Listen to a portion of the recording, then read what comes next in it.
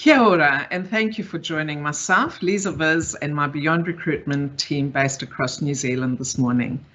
Our webinar today, in partnership with Megan Jenkins, is very topical, living in and living beyond the pandemic. There's no doubt that 2020 was a challenging year, and so has 21 been challenging. COVID-19 will continue to be an unwelcome part of our reality, not just globally, but locally for at least the next 18 months, we hope.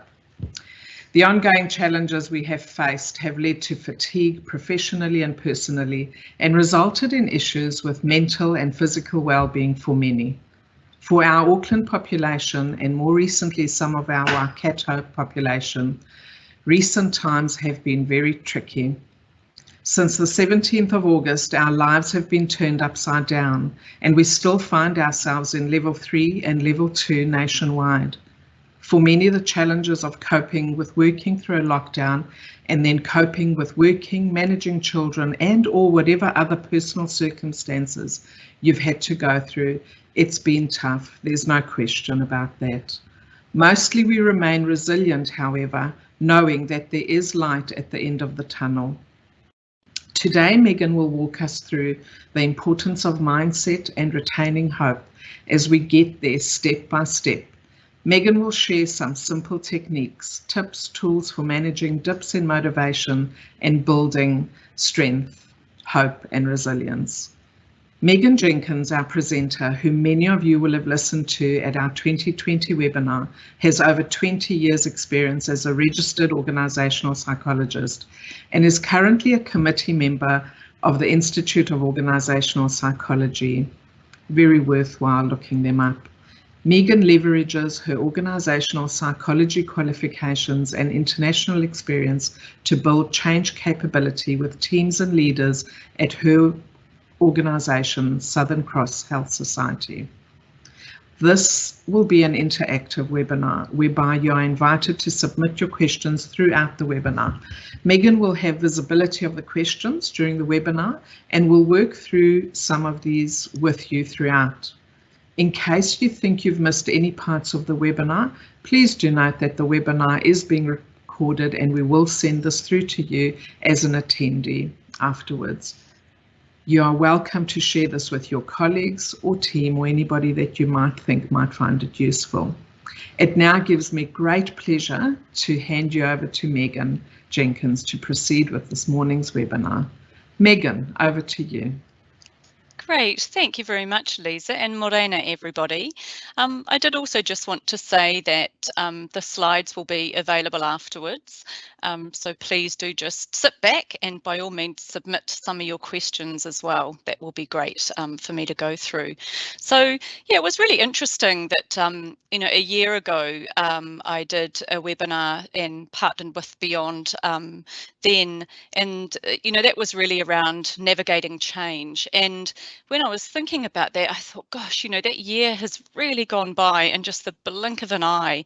And here we are again, as Lisa said, still in the midst of this pandemic and really not knowing when it's going to end, how it's going to end, how it's really going to flesh out. So hopefully today, I'll be able to share some tips with you to kind of help unlayer some of what change means for you, and certainly how you might be able to help yourself and others through this uncertain period. I do know that sort of in the last 20 months that we've had the COVID pandemic, that there's been so many experiences that people have had, and each of you will be bringing your own experiences here today, good and likely bad as well. So I just wanted to acknowledge that real mix that people are coming here to the webinar this morning. I know of people who have had family members pass away overseas and been unable to really progress through with their grief, often because they haven't been able to get to the usual funerals that they might have attended, or people certainly, still juggling work and juggling family, particularly those with younger kids, are finding it really hard. And then there's the whole business business context. You know, some people I've found have been really busy and are just going from meeting to meeting, whereas others, like a neighbour of ours, actually owns a suburban restaurant, and so he has had more downtime than what he knows to do with. And equally, you know, that's really demotivating and really struggling. He really, you know, struggles through that, and it's a really stressful sort of time as well. So the challenge ahead of us is really, you know, what do we do with this uncertainty? What do we do with being able to sort of navigate through it?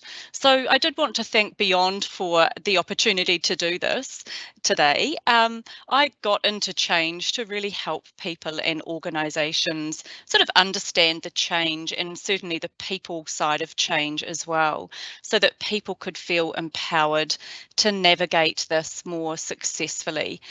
So from today, I do hope that there's at least one takeaway that each of you can take.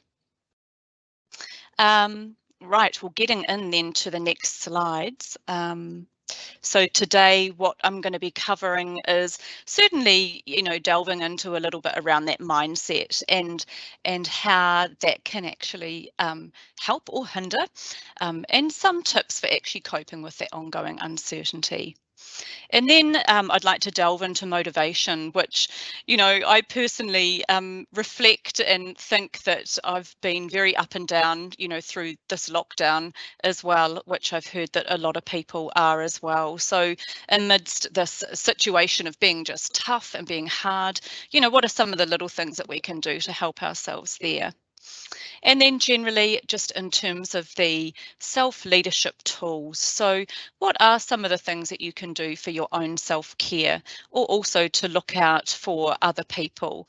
And as Liza mentioned, I'd really like at the end for us to kind of delve into what are some of the things that you've done that have worked around collaboration and still keeping that sense of team and social connection, which is so important.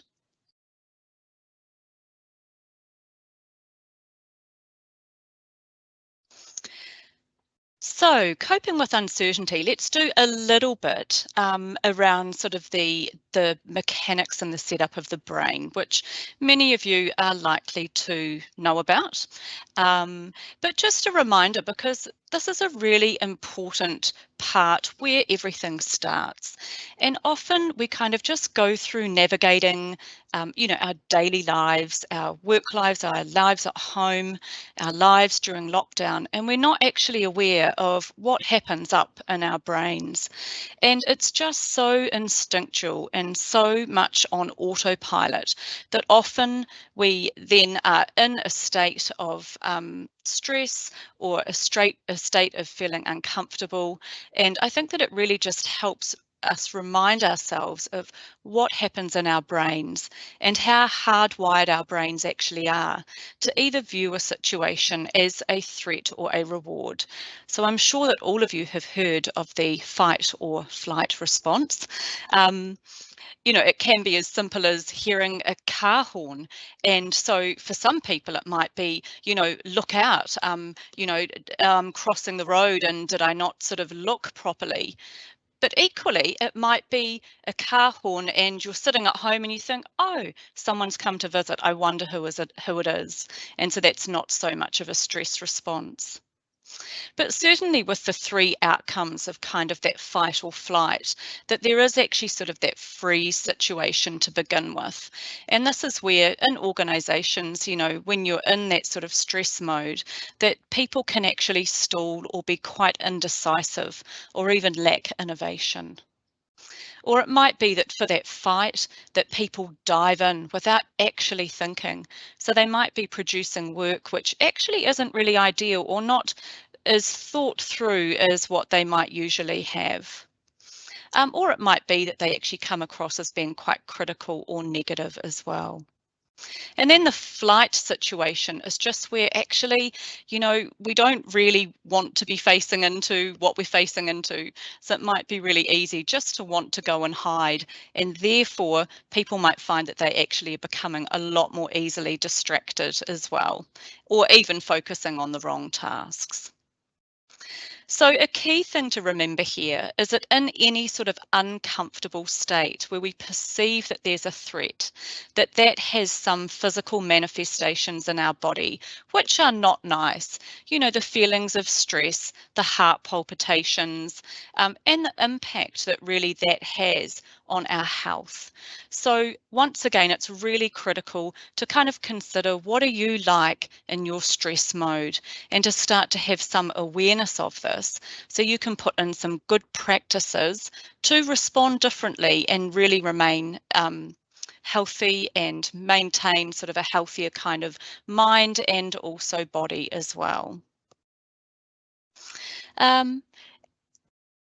So there's no actual magic wand as well to how we kind of think and cope with uncertainty. But if there was a magic wand, I'd actually say that there's two key characteristics that research has found is really important. I wonder if any of you can guess what they might be. One of them is actually an openness to change. So it's really keeping a positive or keeping an open mind to, I know that I don't understand everything at the moment. I don't know when this lockdown will finish or this pandemic will finish, but really just keeping open-minded to what the future might hold. And then secondly is that positivity and that positive mindset, that actually there might be some uncomfortable feelings and negativity here, but that there's still some positive elements that may actually still be present and that are really important to factor in as well. Now, I've put there some positivity and also with a little bit of hope in there as well. And that's really referring to a really interesting paradox, which some of you may have heard of before, called the Stockdale paradox. And this is where that you must really keep an unwavering faith that you can and will prevail in the end, regardless of the difficulties, and at the same time have the discipline to confront the most brutal facts of your current reality, whatever they may be. Now, the background to this is that it actually came from an Admiral Jim Stockdale, and he was the highest ranking US military officer in the Hanoi Hilton prisoner of war camp during the height of the Vietnam War. Sadly, he was tortured over 20 times during his 8-year imprisonment. And for him, it really led to an uncertainty and him really not knowing how things would end for him or whether he would actually come out alive. There's a really interesting interlude between Admiral Stockdale and an interviewer, a researcher, who was researching his case that I'd really like to share with you now. So Admiral Stockdale said, "I never lost faith in the end of the story. I never doubted not only that I would get out, but also that I would prevail in the end and turn the experience into the defining event of my life, which in retrospect I would not trade." The researcher asked, "Well, who didn't make it out?" "Oh, that's easy," the Admiral said, "the optimists." "The optimists? I don't understand," the researcher said, completely confused. And Admiral Stockdale continued, "The optimists were the ones who said, we're going to be out by Christmas." And Christmas would come and Christmas would go. Then they'd say, "We're going to be out by Easter." And Easter would come and Easter would go. And then Thanksgiving, and then it would be Christmas again. And they died of a broken heart. So interestingly, you know, we kind of say it's important to be optimistic. It's important to be positive and, you know, in the midst of uncertainty, look on the bright side of things. But that's why I put, you know, some positivity is good while still being realistic, but certainly maintaining that sense of hope, as Admiral Stockdale found, is really critical. So let's have a look at some mindset changes during change and some of the things that you can do. So I'll take you through a very easy maths equation for those who aren't so keen on maths. So if we have a look at E plus R equals O, and E is an event and R is your reaction to it, which produces an outcome. There's only one thing in this equation that you can change, and that's actually your reaction to it. So here we bring in sort of the concept of mindset and how you're viewing situations and how you can actually retrain yourself to have a different response so that you're feeling better about things and have a more productive outcome. Now, before you start, it's really important just to check off some of these really quick things. You need to kind of have that really core understanding and awareness of a need to change and why you're doing this for that intrinsic motivation for yourself. And then also to have that self-efficacy, as we say in psychology, or that belief that you have it within your power to actually do something about it. It's not saying that you necessarily have the answers to everything, but you might think, oh gosh, I know somebody who's gone through a really tough phase and they did some things which worked for them, so perhaps I could go and ask them. So it's really about having that toolkit or having the resources and knowing sort of where to go and how to progress forward with that. And then also to review some of your beliefs and assumptions as well that might be ingrained. So some of the things that you can do to help reframe is to really understand what's your natural reaction to change. And a lot of it comes down to acknowledging what you're like, and we're all unique in that, and what some of those responses are in terms of that threat or opportunity, or that anxiety or excitement. And then also to be aware of what's some kind of preconceptions or prior experiences that you've had and how do they impact you now. You know, what was the first lockdown like for people and how is that impacting, you know, how people are now in terms of how that's setting themselves up and some of the things that they could perhaps do differently this time, and also continue on with as this pandemic progresses. Acknowledging how you're feeling is really important as well. You know, I started noticing during the lockdown, and I'm in Auckland, like I know a few others of you will be, that my Mondays were really hard and a real struggle. I found myself being really distracted and really unable to focus. And Tuesdays were a little bit better. And things got better, you know, as the week went on. For some of my other friends and colleagues, you know, for some people, Thursdays have been a hard day or Saturdays. So really acknowledging how you're feeling, that actually can move the brain then into thinking and into problem solving. So one of the things I was able to do was to actually think about what are the easy tasks that I can do when I was sort of in that lull on those Mondays. Or if I was in an important meeting, making sure I was really good about taking notes so that I could refer back on them. It's really important to be able to choose your response as well. So here it's good to be aware of your negative self-talk and to try to balance that to the positive as well in a situation.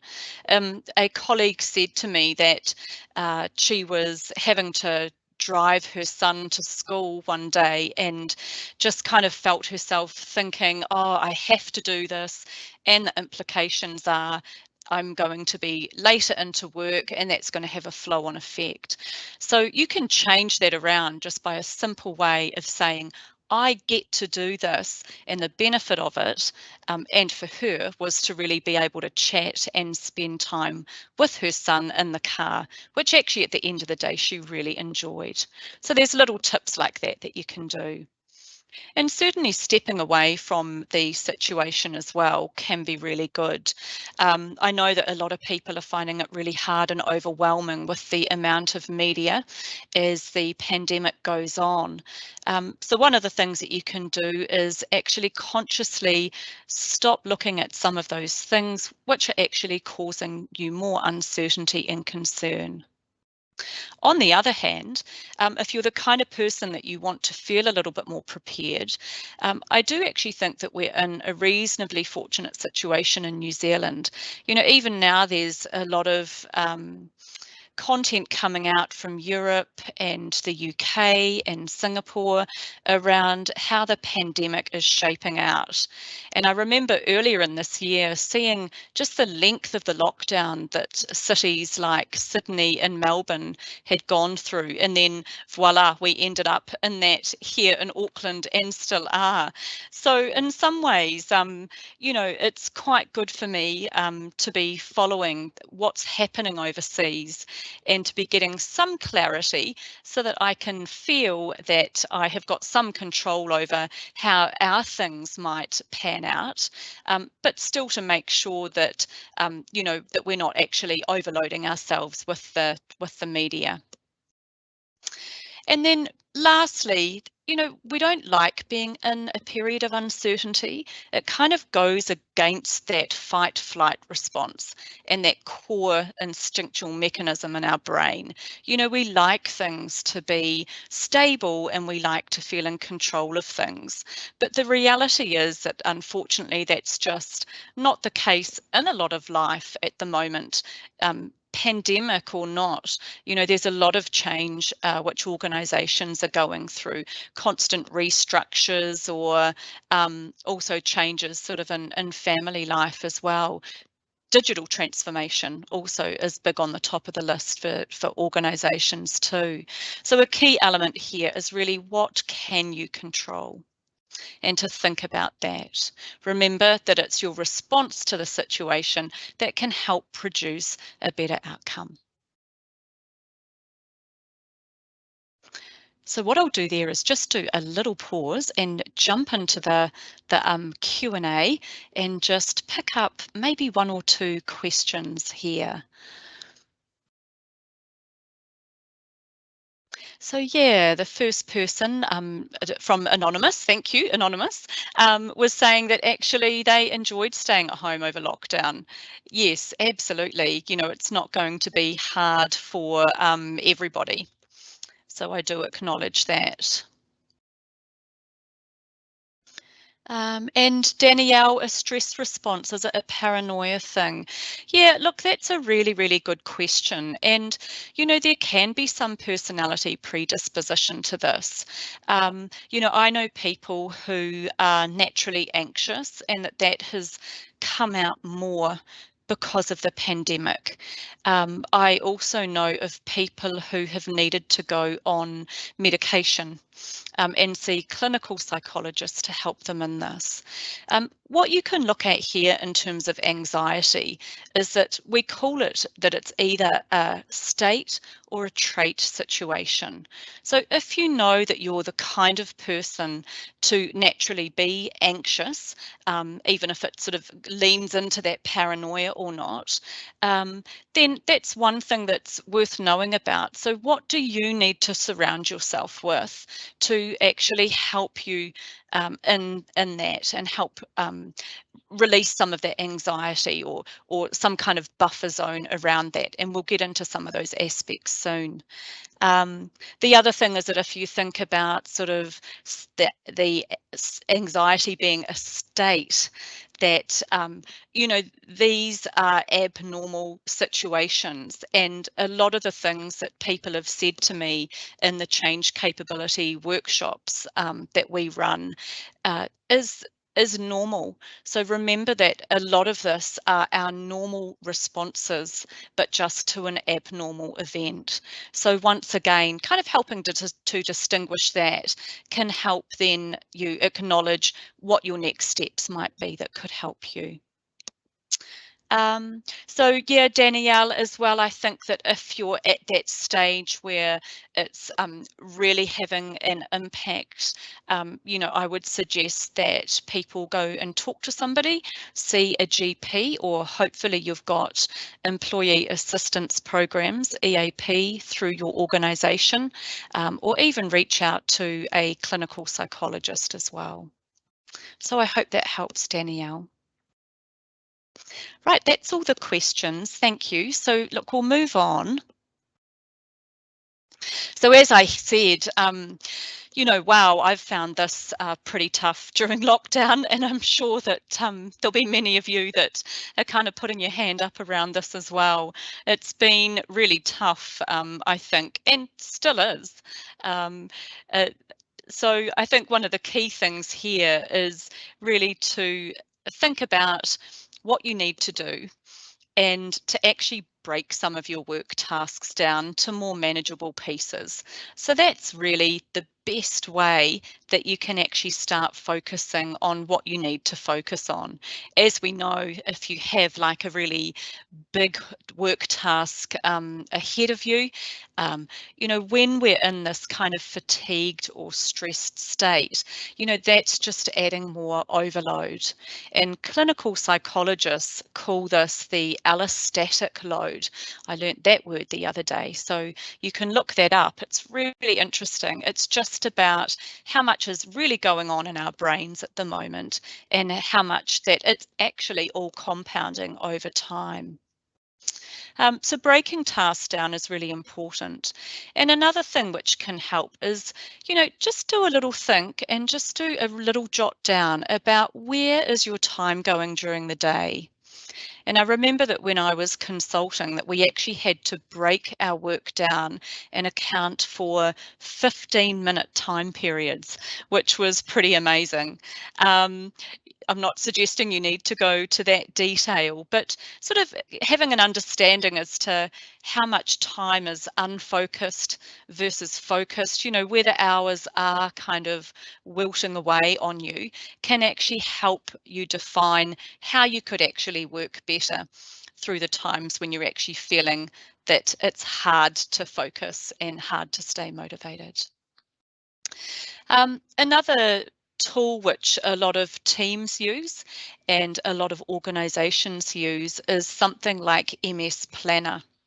So that's a digital board, for those who aren't familiar with it, where you can actually jot down what your work tasks are that you're working on. And you can do that on an individual basis or on a team basis as well. These are really good because, once again, I think that it forces you to actually break down what you're trying to do. So it separates out the steps to achieving that task. And then it becomes easy to really move them around and put them in priority order as well. And then to put some kind of time on it too.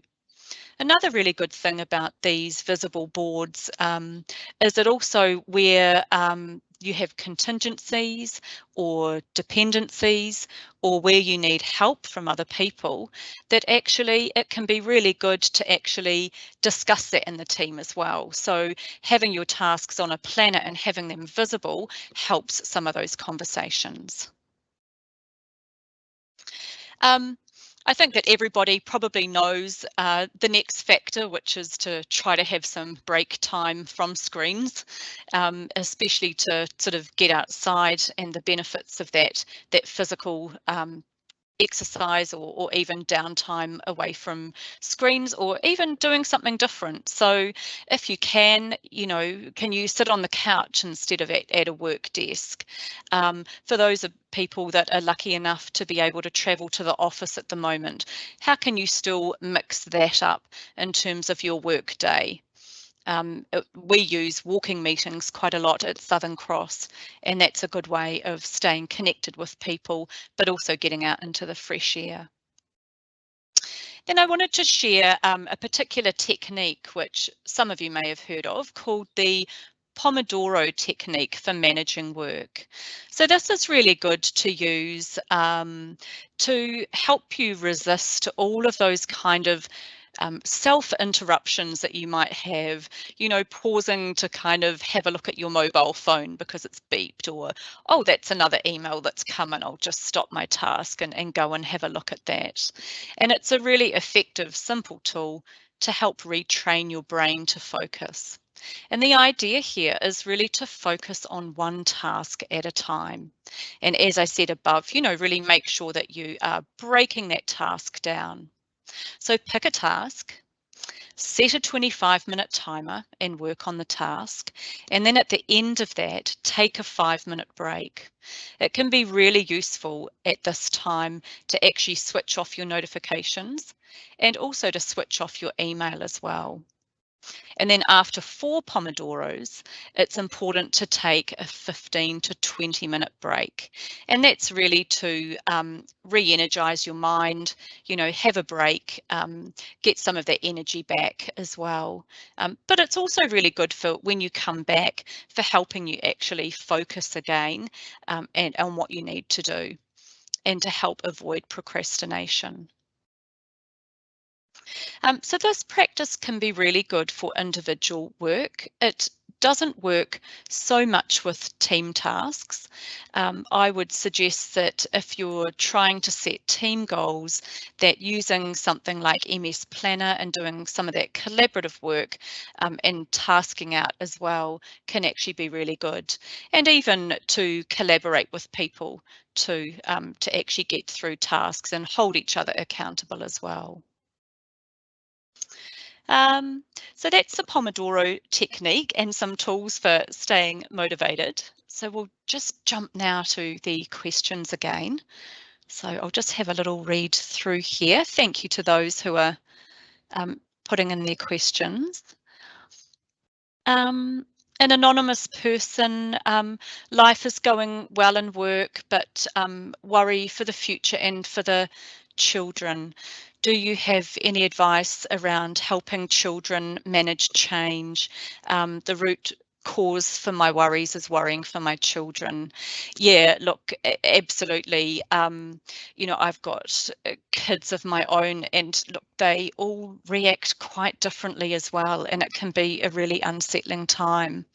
A lot of it is around giving them sort of enough information without making them anxious themselves, but often just talking about what's something that might be worrying them at the moment, and then that can really help uncover what they're thinking about as well. So I always think that it's good to have some of those conversations, but then still remember that for kids, they want some of that sense of security as well.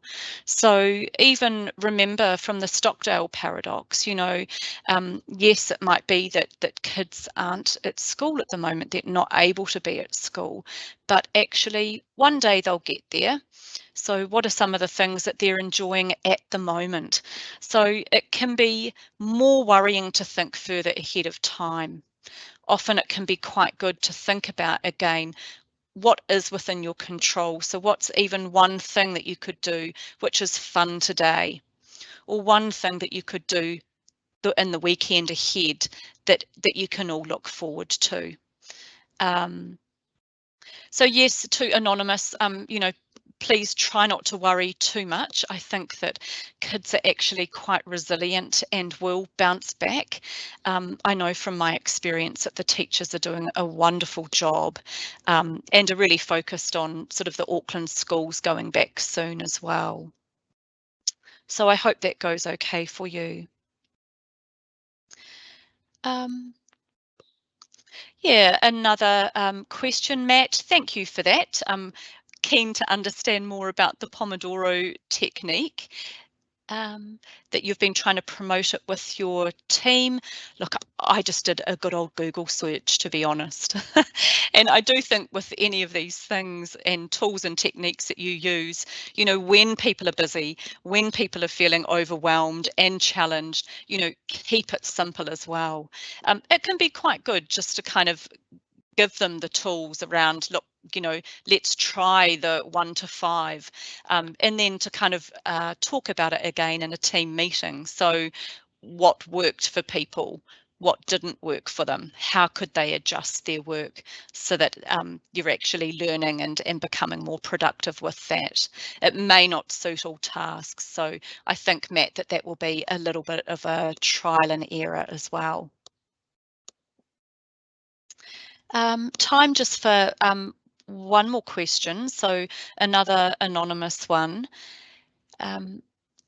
During each lockdown, our CE made it clear that we're not working from home during a pandemic, but we're in a pandemic trying to work. Yeah, I heard that one as well, which was very true. There was kind of that sense of lenience, but also a sense of that focus on well-being and checking in with each other that was really important.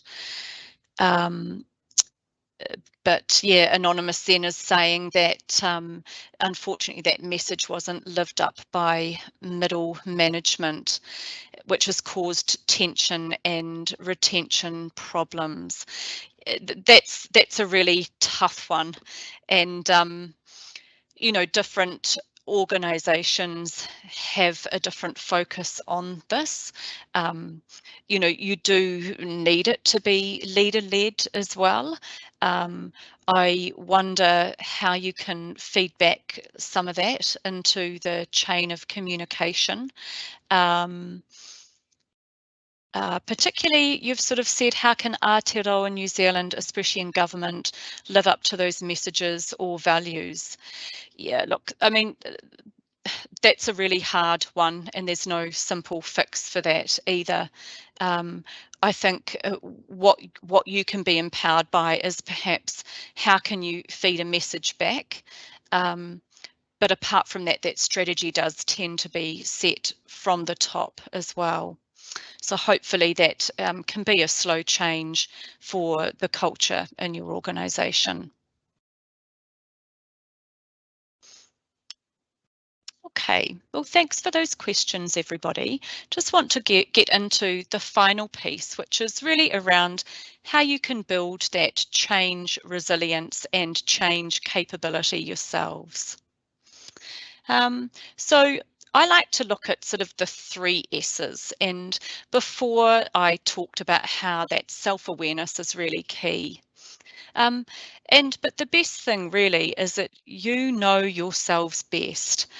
Nobody else can really tell you what you need to do. So, you know, do feel empowered by reflecting and having a think about what are some of the ways that you're being impacted at the moment, and some simple things that you can do to actually make things different. I remember last year in lockdown that I was doing a change resilience session and for a team, and it was actually our first day back into the organisation. And one team member admitted to being really anxious about coming into the office and was visibly upset about this. But her self-awareness in that moment and her communication to the team actually had a really positive outcome, that the team were able to really rally around her and really support her. And it really bolstered the motivation of the team and also their support and collaboration for each other as well. So, you know, having that self-awareness is important, but also being able to share that with others. You know, you can get help. It's not like you're here sort of trying to navigate through this yourself. For self-belief and self-efficacy, so I used this term before, remember that you will have some things in your toolkit, not necessarily the answers, but hopefully you feel empowered to actually go to the people that you need to seek out for assistance, or know where you might be able to go to investigate this further and put in some of these simple steps. So as before, I talked about the psychological. So that's really the mindset being really important. And then the social as well. So we all know that social context and social contact is a really, really important buffer for people. So do sort of seek out people that you know are going to help you, be a good support, or actually even just fun to be with as well, just to have some good downtime. And then it's always good to kind of tap into that physical element as well. I talked before about the physical implications of feeling tense, feeling stressed. It's well known, and research has found that the physical side what we do. You know, the exercise, you know, even just being outside is really good for actually producing those positive brain chemicals, those endorphins, and also lowering that stress hormone, which is that cortisol. So I'd really like each of you to think about what are some of the things, and even choose one thing that you might want to try for yourself. And mostly, I think it's really important to recognise that self-compassion here is really critical. So on some days, as I've found, you know, you may not be operating at your optimum. That's okay, because tomorrow's going to be a different day. So break the time frames down again. And what might be one thing that you could do today that will actually help you, or one good thing that has happened as well. So you might have got a phone call from a friend, or there might have been a colleague that said something nice and had a nice gesture towards you. So remember that balance and that mindset again is really important.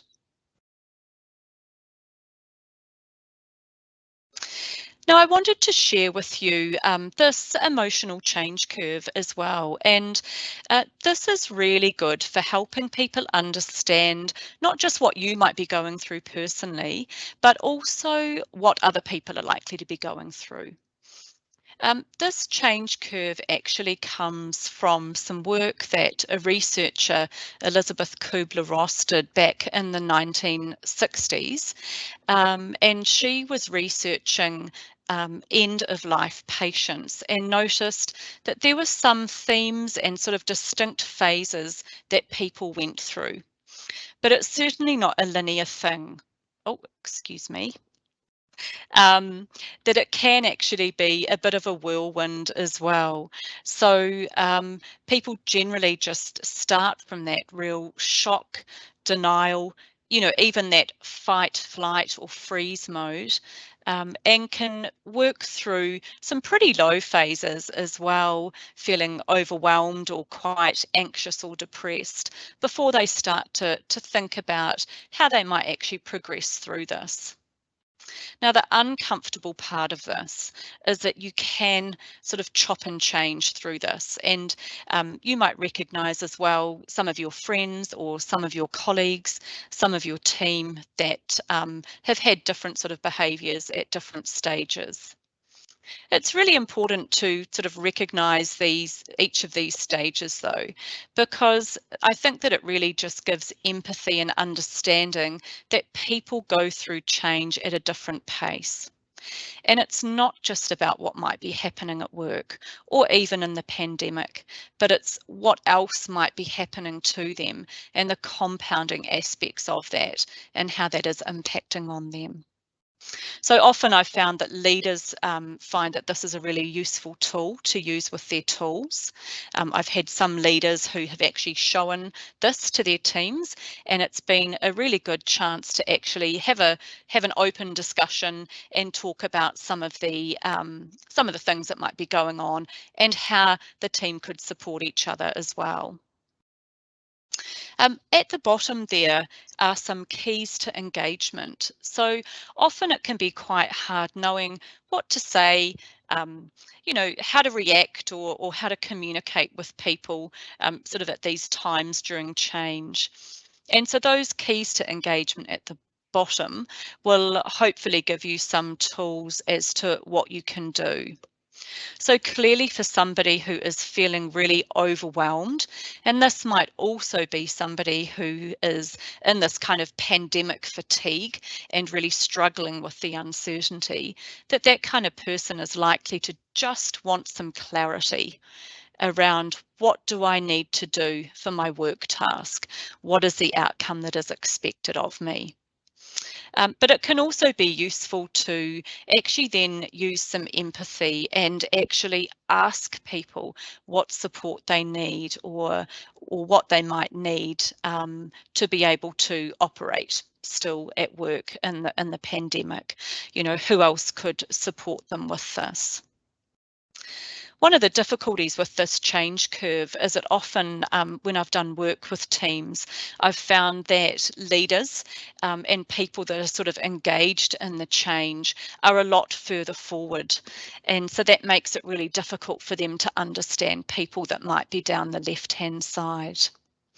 But recently I had a senior leader come up to me and say that from a workshop that I'd conducted with her team 2 years ago, that she really remembered this emotional change curve, and it had really helped her understand that change isn't a one-size-fits-all for her people, and it would enabled her to be able to adapt her approach to help each of them. Some other change leadership coaching that I did with a couple of leaders through some change that they were having in their team. One of the individuals who sounded as if they were more down the left-hand side, I was able to advise that one of the things that they could do was really to surround that person with that support, as I was talking about, and that actually worked well for those leaders being able to do that.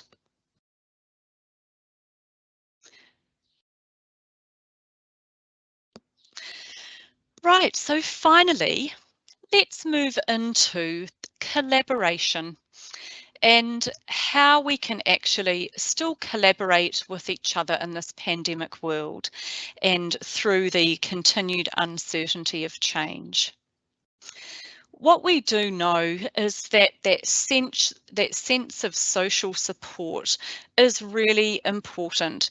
As I mentioned earlier, there's been countless research which has really shown that social support is a really key buffer for people navigating through change. Interestingly, we engaged AUT at Southern Cross to do some longitudinal research for us, which started in 2019, so just before COVID hit. And we engaged them to do this piece of research as we were navigating quite a big cultural change into activity-based working, or ABW. And also they researched through the time when our Auckland office went through a building relocation as well. And interestingly, as part of that, we never would have foreseen that we would be in the throes of a pandemic. But it's been quite interesting to have a look at some of those research results, knowing that it wasn't just a culture shift, or for the Auckland office a big office relocation, but it was really for all of us having to readjust to hybrid ways of working. In fact, before the COVID, there was only 2% of employees were working from home, whereas when we're not in lockdown, we found at the middle of this year that it was more like 50% of people were now working from home. So those hybrid ways of working are really useful. People have found a benefit to them in terms of being able to have less travel time and be able to be more flexible where they work. Also some of their work days as well, starting off at home, going into the office and then returning back. But the research from AUT really found that a key factor and the biggest predictor of our engagement was collaboration. So it's really important as we keep sort of living through this pandemic to really think about, from a business perspective too, in terms of people's motivation, their engagement, and their productivity as well, but also from that team aspect around how we can actually collaborate. So it's really crucial to sort of build in some of that hybrid working. And some examples that I've got is it on a personal sort of team connection level. We've had themed team meetings. I've heard of teams using quizzes. For work, you can use Teams breakout rooms and even collaborate in smaller groups, which can be really useful. or even MS Whiteboard. I'm not sure whether people have used that tool, but that's quite a good one as well. And certainly where you're trying to discuss or invite comment, that you can make up blank PowerPoints with or PowerPoints with blank speech bubbles that people can have a say and contribute an idea to. And then everybody can have a look at what others have said, and then your planning or your work can continue there in terms of what the actions are from it. And then the outside social gatherings. Gosh, recently I heard of one sales team gathering at a team member's house, and in Auckland, all having a well-needed haircut. With clippers. I'm not sure that I would put my hand up for that personally, but that was a great way of the team to really mix. But what I'd really like to do now is be able to use the wisdom of the crowd, as it were. And I'll invite you just to start putting in the Q&A, what are some of the ways that you have found that you've been able to collaborate? Some of the novel tips or tools that you've used. And in this way, it'd be great to be able to share this and to get some ideas across everybody here. So feel free to put that in now.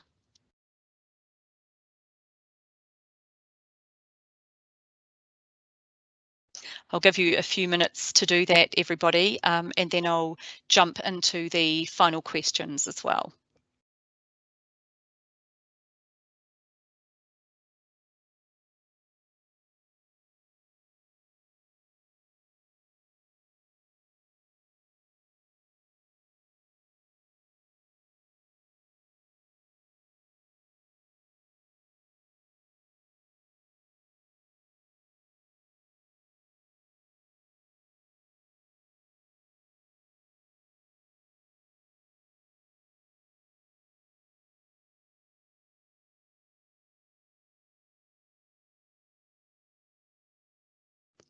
Stuff quizzes.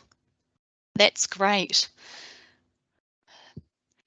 They regularly put them out, I think. Is it weekly that they do that? But yeah, that's very fun. And it's the kind of thing that if you project that, if you're in a virtual meeting, that it's still really great to be able to do that. Here's somebody else saying that they do a stuff quiz twice a week as a team. Yeah, that's great. More coming in, team chat. Yeah, just being able to reach out. Gosh, the other day I found that, on a team meeting, we all just seemed really lethargic. So all of a sudden we just started putting in random funny memes and jokes, and I really felt that sort of really lifted all of us. And that was on a Friday as well, so it enabled us to get through to the weekend, which was great. Themed meetings. Yep, that's great. And background competitions. This person sent self-care packages to their team. That's amazing. I'm sure they really appreciated that.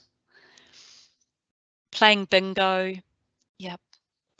Meditation and mindfulness. Yep, absolutely. And, that's kind of a key way that many people do de-stress.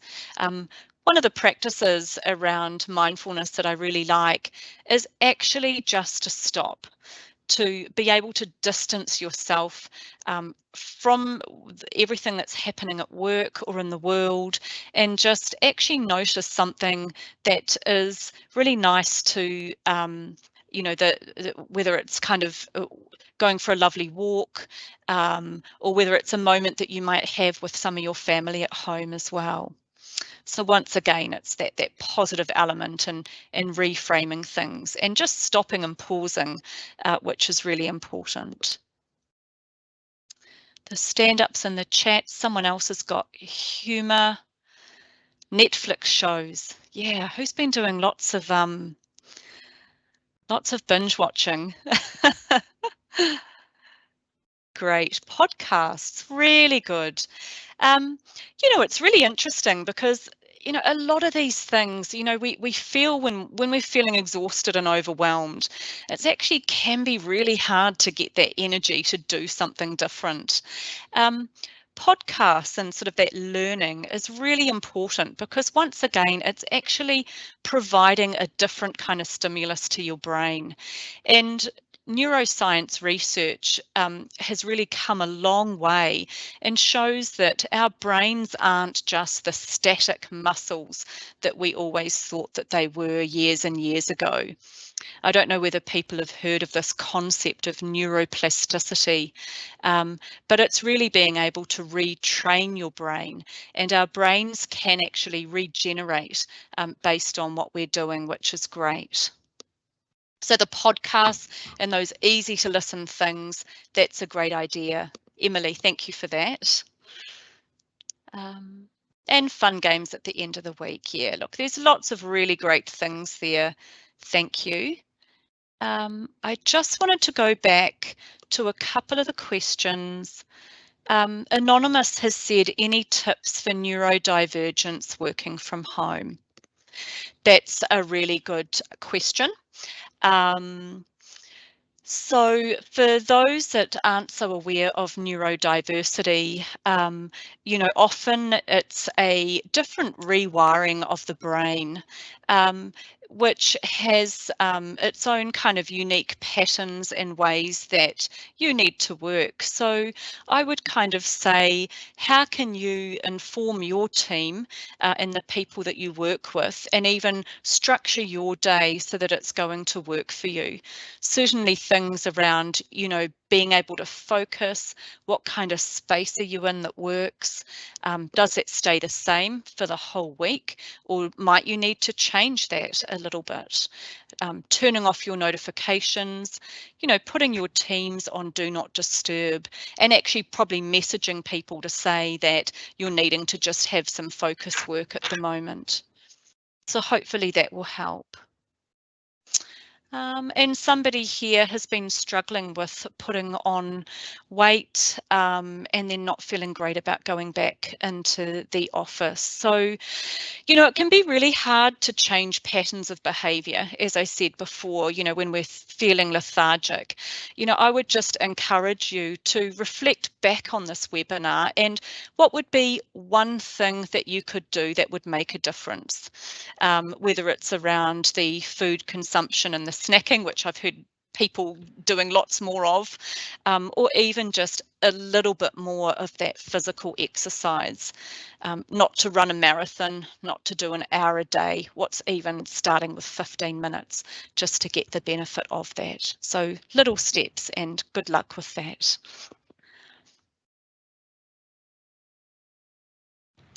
Right, well, Liza, I'll hand it back to you. Thank you.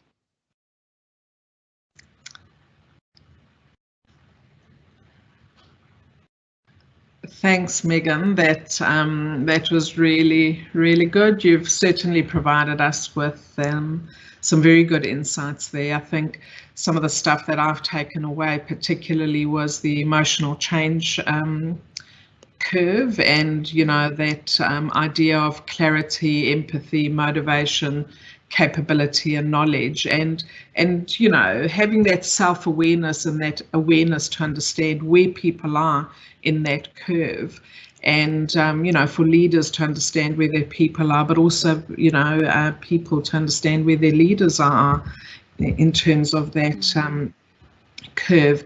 The other thing that I think was really important is self-awareness to gain self-insight. We all know that you know, the more self-aware we are, the more aware we are to other people's you know, place of exactly where they're at. So I think those tips and techniques are very, very helpful.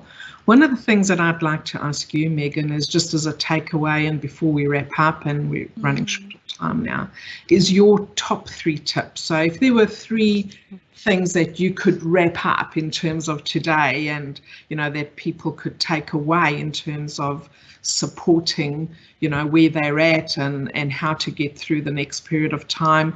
Aucklanders, for example, have been through weeks and weeks and weeks of what it is that they've had to go through, and look, the resilience is absolutely amazing, but it's seeing that end and getting through that tunnel towards the end. But we need those top 3 tips, whether we're in Auckland or any other part of New Zealand. Yeah, I'd definitely say that there's one around that mindset, kind of consciously stopping and reflecting to really build your self-awareness and be able to reframe your thoughts. So what would be one thing that you could do that would make a difference there? So once again, remember, simplicity is the key here.